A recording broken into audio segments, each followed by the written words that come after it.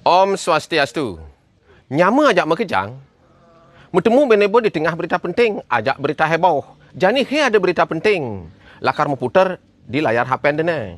Nah, berita penting ni, lakar bacaan ajak memewayan.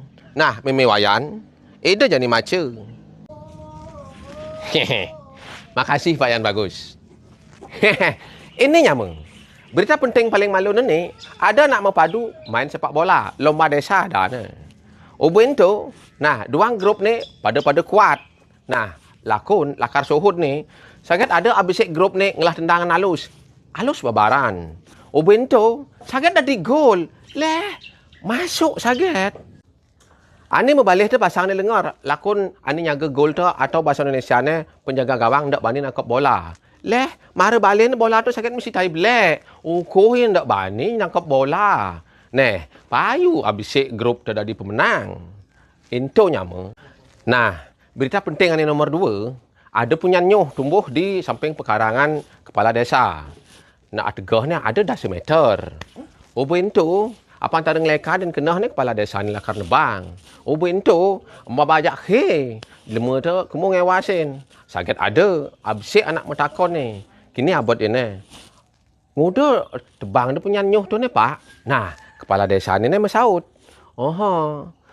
Yang ni bubut. Kadang ajak banjar bubut. Tara mabar nyedang. Sangkana tebang lah. Nah, itu abad kepala desa tu. Itu nyama.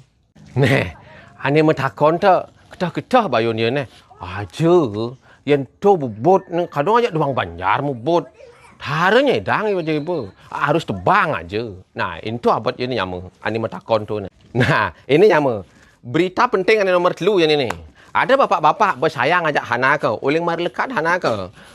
Terus ngonyot-ngonyot anak loho. Lakon dia terbering. Biasa doang ya. Malahan yang hana ke ngeling. Ia ngau anak loho ngkon ngehang nyonyo.